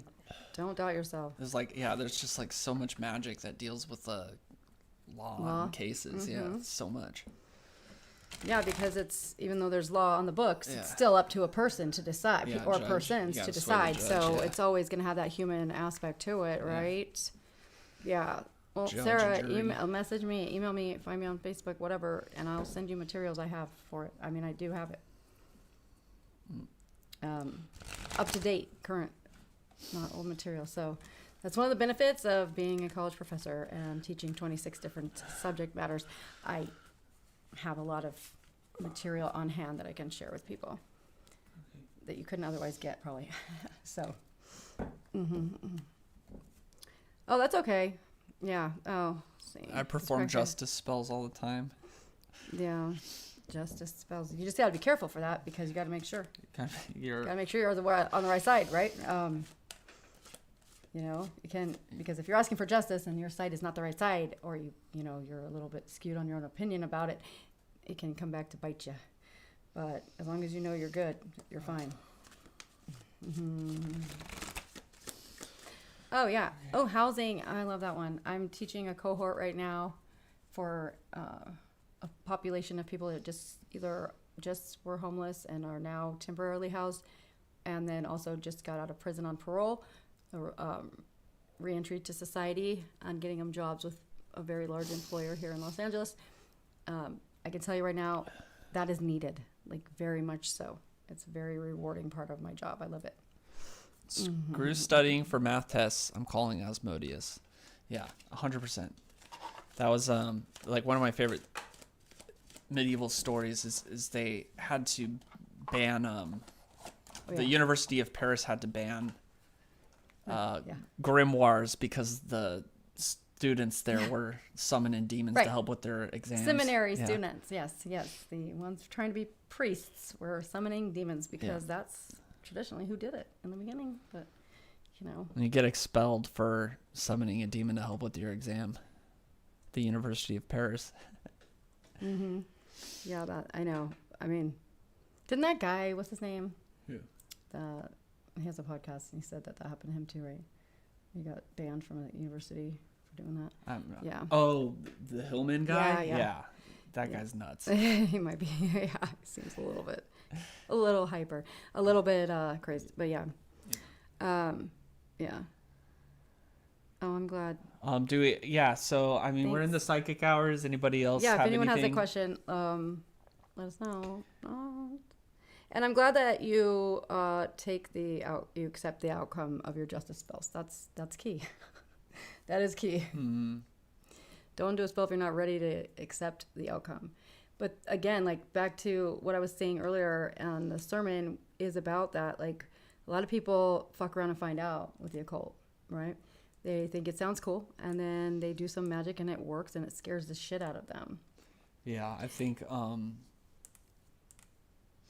it is. It's a little destabilizing. it's scary. It's destabilizing. It is. I mean, even now, after doing this 35 years, I absolutely still kind of freak out every time. It's just a reminder that the things that I was taught, while those may still be true, the narrative that other things are not possible is incorrect. And that's hard for a lot of people to accept, and many people can't. And that's okay. It's not for them. They're not there yet. Not my problem. And not our job to try to fix that, right? Gotta let people be where they are. Like, that's why I don't try to push my beliefs on other people. Like, people that are here because they want to be, or they've got other issues in their lives that's making them act certain ways. But we don't try to push it on anybody because it's not our beliefs. Yeah. Because that's not what we're supposed to do. It's a personal thing. It's not. It's a personal relationship with your own spirituality. And this is why I don't like organized religion, because that's the opposite. They do the opposite, and that's very unpleasant to deal with. But, hey, that's just my view on it. Does anybody have a question, though? Did you see anything in there? I don't see anything. Our founding fathers were a mix of occultists and lawyers. Yeah. Yeah. Yep. Oh, I know, everybody. They were all Masons, yes. They were all Masons. I'm going to assume that. Yeah, it's funny. I feel like it's like you dig into like major cultural shifts and transitions in human history, and you can always find a magician and an occultist tangled in it. Sure can. Yes. Absolutely. I did get weird impression That's of a okay. humanoid spirit outside my front door 2 times during this live stream, which is rare. This person's a troll. Can't help. I don't know what to say to that other than. Which is rare for me. Basically, never feel that. Yeah. So the more that you work, the more sensitive you get to these things, and the more that they start paying attention to you. Sure. That's true. Yeah, I just think just set stuff up. Yeah. Make sure your home's like warded, protected, that it's consecrated. Pray to whatever you believe in, and ask for that to help you, and that should do just fine for you, right? Yeah, you have to remember that you are the one with the physical body. They do not have a physical body, Nothing and can so hurt you. you've got an advantage over them. Yeah, nothing can hurt you if you don't allow it to do so. But certain activities can open that door, I'd like to ask if my mother will win her disability case from Frank Rizzo. Frank Rizzo? Yeah. What's that? What does that say? Mother, Oh. I've got Frank the opposite problem. The spiritual grow without the spooky stuff. Odin's Vault. Yeah, so, I mean, that's... Oh, okay. Yeah. I think I struggled with that a lot. I had the same problem. What?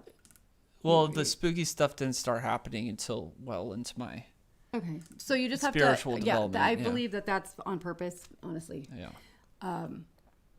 It is, again, like, I cannot stress enough how destabilizing it is when that stuff actually happens. Like, it's not... people say they want it all the time, but then they get it and they can't handle it. So if it's not happening, then just know that it will happen when you're ready for it to happen, right? It's also something that, like, it's a side effect. It's not it's also not required. the goal. Yeah. So it's like one of the things was like a very, very much wanted manifestation, like physical manifestation, visible manifestation. The first few years of my practice, and it would drive me nuts that I couldn't get it.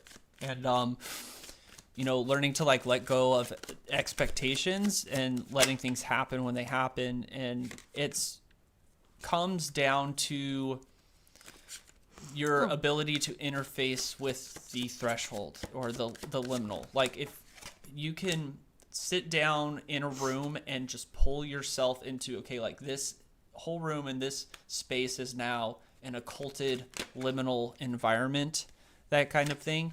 And that just comes with practice and letting go. Yeah, the more you try to aim for it, the less likely it is to happen.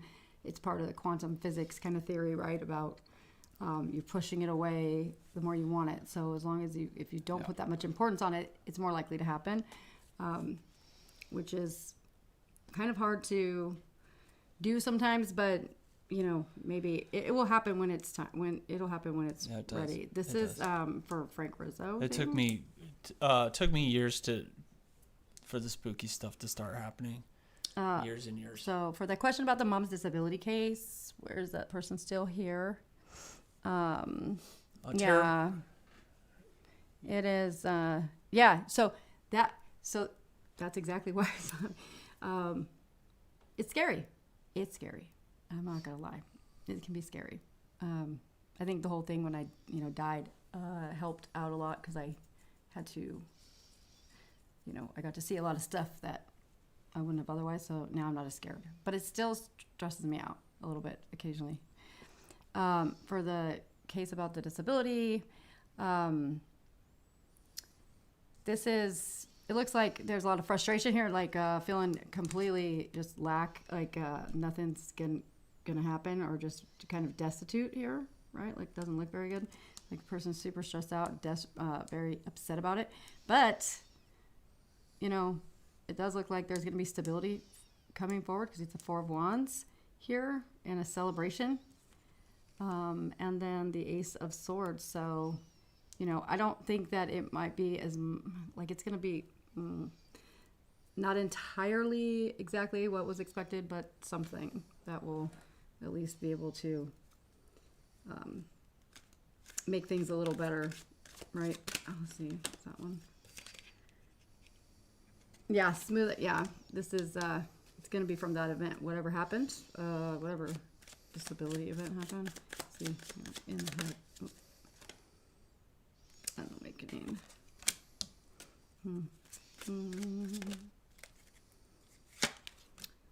So yeah, it looks like it'll work out. It'll work out, but it's not going to be exactly what's expected. What's expected. What you want. Yeah. It's not. It's going to be like a compromise. I don't know, like a in between. It's going to be kind of a mid ground. If that makes sense.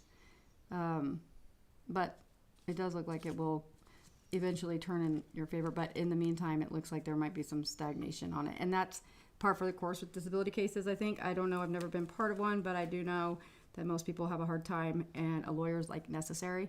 So I don't think people win them on their own very often.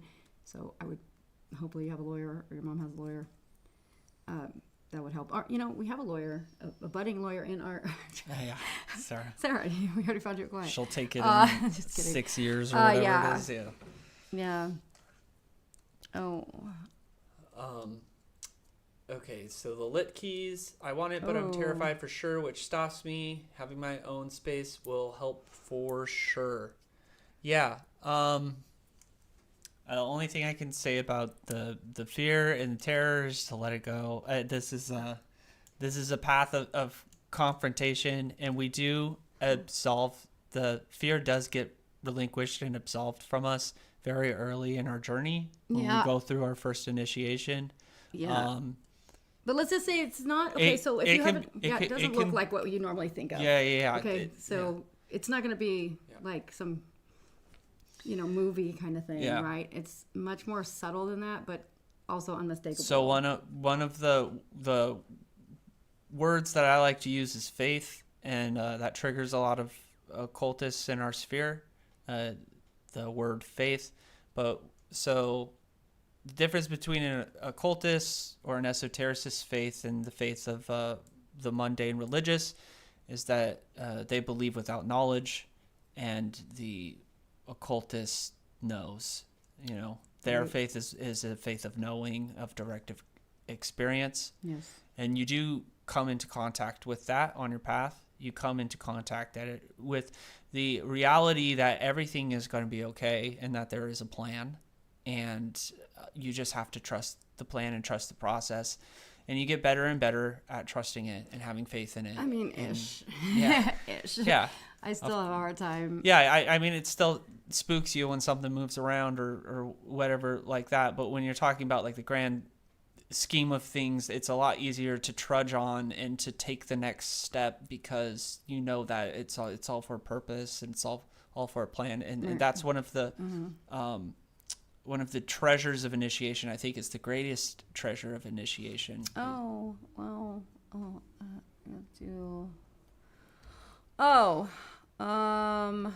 yes, the divine has you, and you are. Well, yes, you are it too.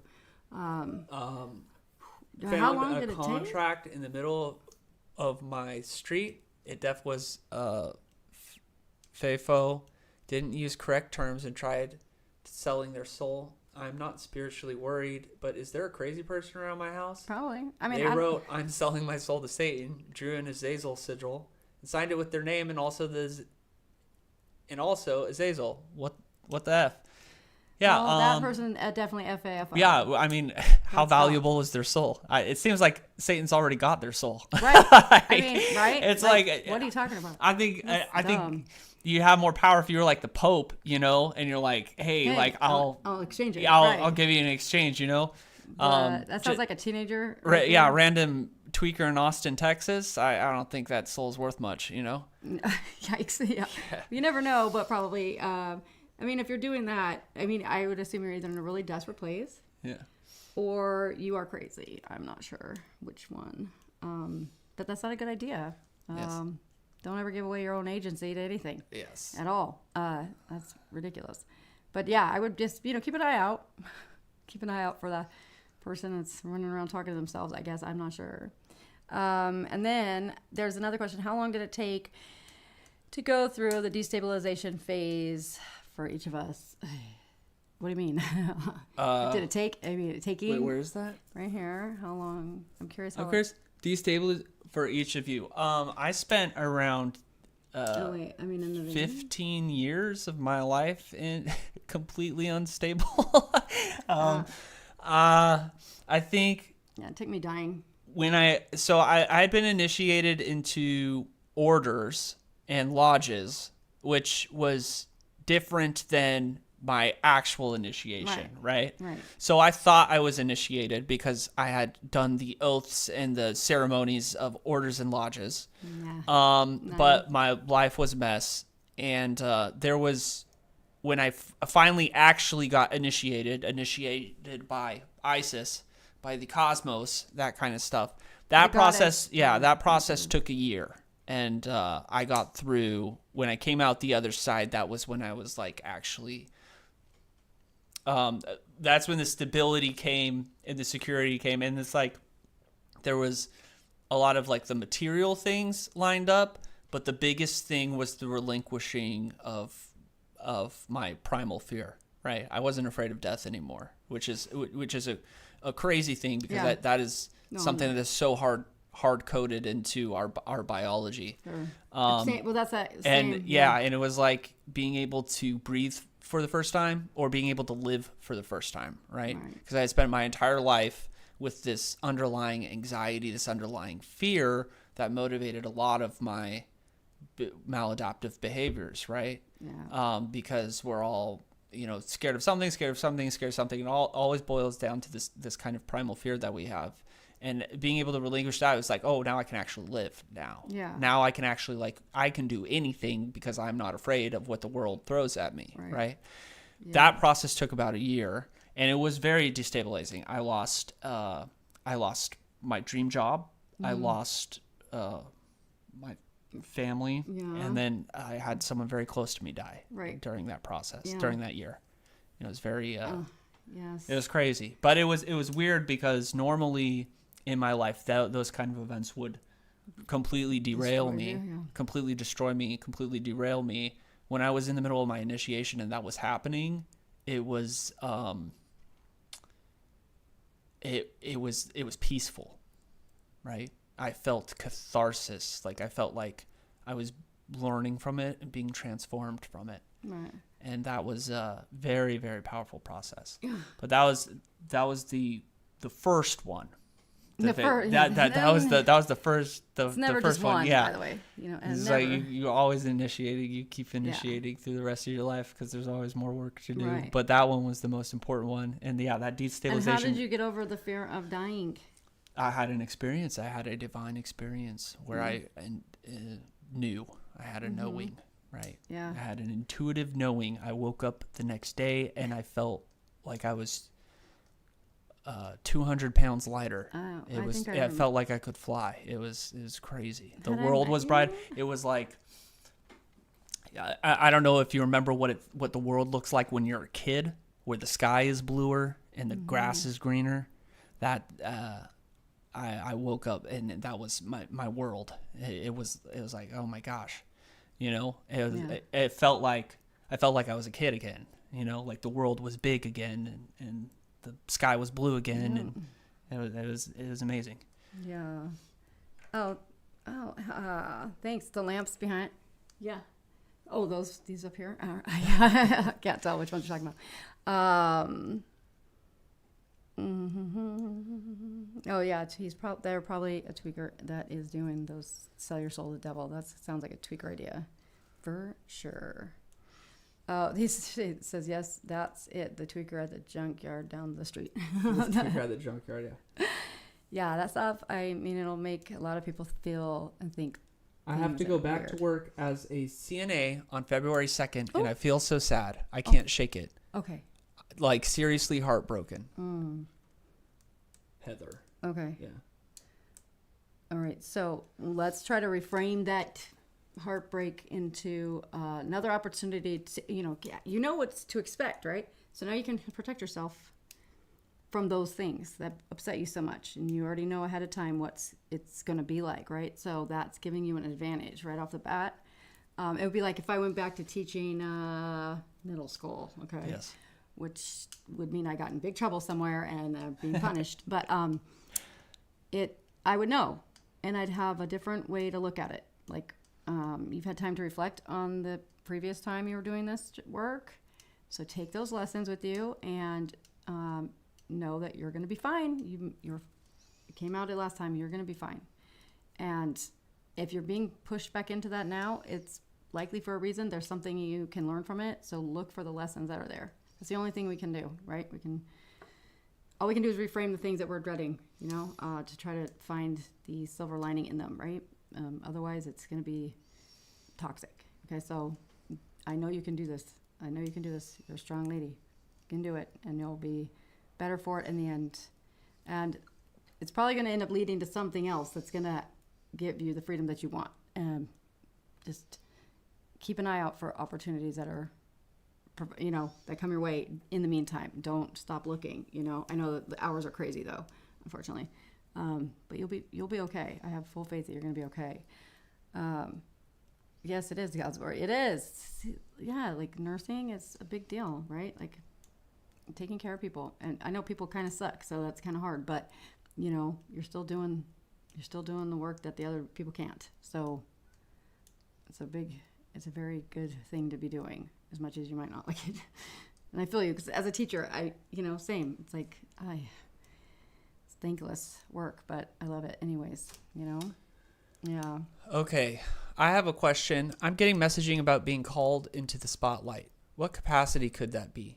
I struggle with the vague synchronistic messages. Yeah, they're very frustrating. They're very confusing. Yep. Those always throw me off. That's that's like one of my biggest frustrations in magic. It's they keep giving me these vague half answers and these vague hints, and I'm constantly turning to Dr. Stone. And it's like, why? Like I get legitimately upset at He does. As do I. It's like, why? What's the point? like that's one of the most frustrating things about this is like, they happen and it's like, well, okay, cool. Yeah, why would you tell me I can't do anything? What am I supposed to do with this? It's frustrating. It's really frustrating. Most of the time when I get stuff, it's like stuff I can't do anything about, can't, warn anybody about. Like, it's just stuff, and then I have to see that it happens. And then it's like, why? Why did I have to know that? It's just because. It's literally like, yes. I think it's just because, to let you know, to remind you that you can. get that information, that you can have those experiences, to prepare you for the more that are coming up, right? I would say, so that's going to be one of your symbols that you're going to hold on to. And I mean, just write it down in a grimoire, and it eventually going to make sense, and it's going to unlock something for you at some point. Yep. And then you'll be like, oh my gosh. And then it's going to go. It's part of magic. It sucks. I don't like the experience either. And again, remember, if you ask yourself, am I crazy? It's a sign that you're not actually crazy. So self-awareness is key. Carsey asks, do you worship Satan? I do not. No. I worship the same God as everybody else. I worship the same God that the Jews and the Christians and the Muslims worship, the same one that the Greek pagans worshipped. It's the same thing in all the different religions. They're all talking about the same thing. So just calling it different stuff. They're just calling it different names. That's it. Yeah. But thanks for that question. Yeah. So we can clear that up. Yeah, exactly. And nor do we and I would say to drink. explore a little bit into the deeper esoterics of the situation, that Satan is an agent of the creator. Right, obviously. He is not it is not a Marvel movie. It is not the good guy versus the good God versus the bad God that doesn't check out philosophically or theologically, and it's definitely not in the Bible. No. So I would. That part. Satan is not an opponent of God. He is an agent of God. Right. So. Right. I mean, so much evidence to that in the scriptures, but most people don't catch it, I guess. Do I tempt Abammon with a lamp? He needs to be supervised. I saw the Arabic magic episode. Yes. Yeah, he does. He literally does. Yes, this is true. I go out supervised. of town once to go camping with my girlfriends, and that happens. I've so bad. I very badly want to teach people my lamp conjuration technique, but it's like such a. I'm not allowed to. I haven't got permission to. No. Yeah. I knew something was up that day. I knew it. It's very, very obvious, in my opinion. Yeah. That's funny. That's funny. Yeah. CNA, God's work, protection from being taken advantage of, manifest your perfect assignment. Praying this leads me to a really cool opportunity. Yep, accepting the path. The door opens. Always walk through it. Michael, I appreciate both of you. We appreciate you too, Michael. I've been noticing your comments lately. I'm glad you've joined us. I'm so glad we're here together. Yeah, this is Antique says, because of my biological age, I will spend the rest of my life transiently unlearning things. That's facts. That is a thing, and that is part of the problem. That part is very destabilizing. To know, like, to start to see the things that are real. And to know that basically you've been lied to or gaslit your entire life about them not being real, that's highly frustrating and upsetting. And you can't really talk to a lot of people about it, because most people don't ever get to this place where they are able to see it, even if things happen. And most people have experiences happen. They just chalk it off to coincidence or, imagination, which I did for a long time until I died. That experience is what made me understand that, I didn't have the full picture. And that everything I learned and spent my life doing, science specifically, is partially right. It is partially correct, but it's also not the whole story. And I think quantum physics and mechanics helps out with this right now. So if you still want to find your grounding in science and go into those fields of study and get away from the traditional biological science, because that one's too rigid for this stuff. But the quantum field is definitely helpful, for me anyways, because I need that. I do. I still need that grounding. Otherwise, I probably would go a little nuts. Right? It can be scary, and I see that other people are saying that they still are concerned sometimes too, which is good, Yeah. Mm-hmm. Yeah, and CNA's God work. Yes, you will. It will. It will lead, and Heather, it will lead you back to something good. Okay, it's like you're making a sacrifice, right? You're making a sacrifice. So do it and do it wholeheartedly, and then you'll get whatever you get from it, which will, the more you put into it, the more you'll get out, right? Ambiguity makes me want to give up magic more than anything, which tells me it's relative and important.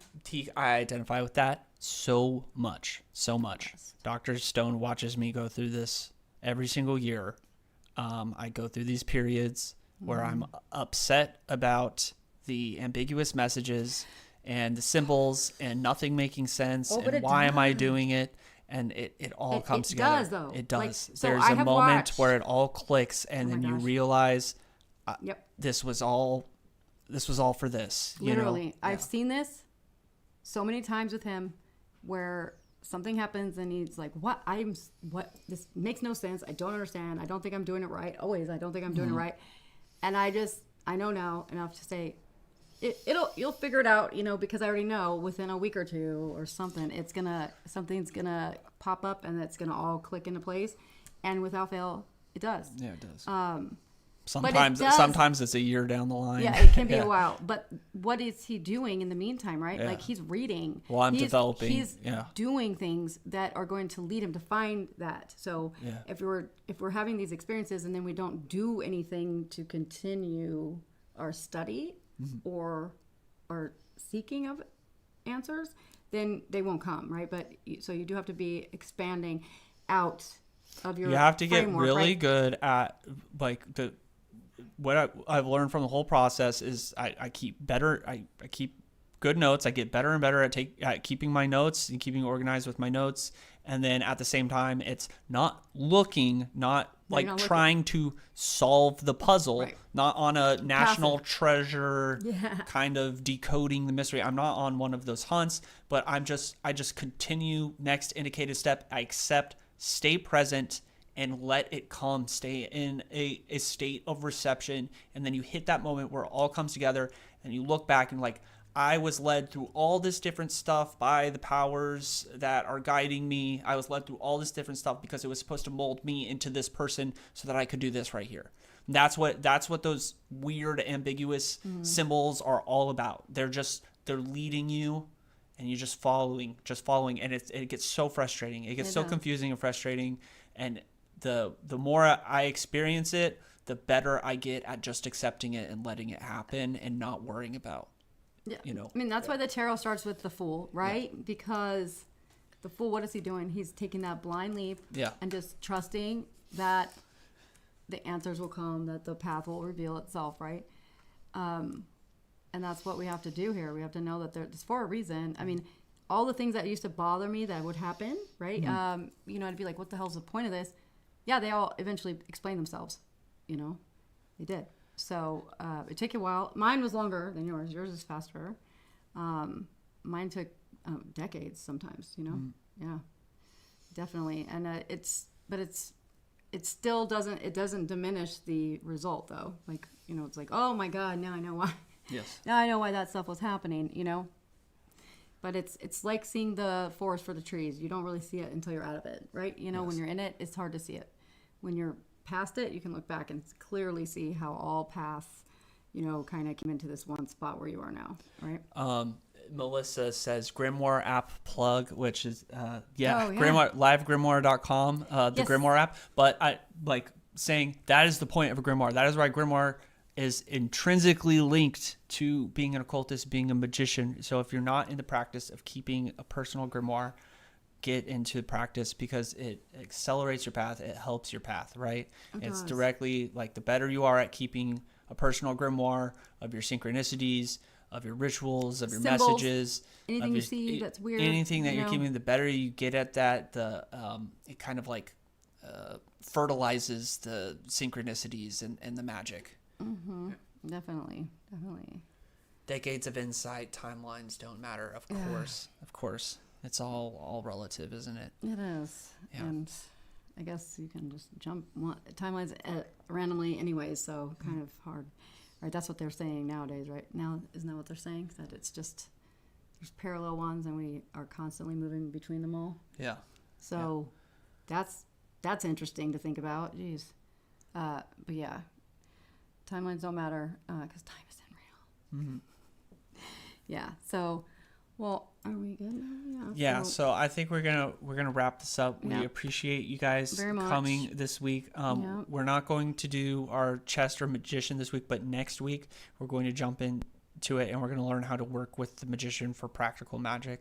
So we're going to be able to use this archetype that we've been developing together in order to get stuff done practically in our magical path. Yes. So that's what we're going to be working on next week, and then we're going to schedule another nighttime ritual. We'll give you guys more notice this time than last time where it was like the day of. We'll give you guys more notice on that, and then Sefer Raziel and Ars Notoria episodes are Ars Notoria is next week. Sefer Raziel is this week, coming out on the channel. So so we're covering more of the grimoires, right? More of the grimoires, yeah. We're stepping into the grimoires a little bit, getting more into the practical magic side of things, going into the letter magic. Sefer, if you guys have been following along, that's a really important, the letter magic.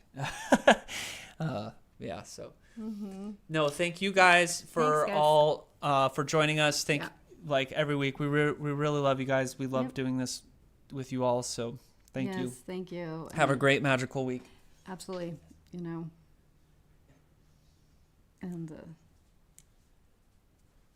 see you guys next time.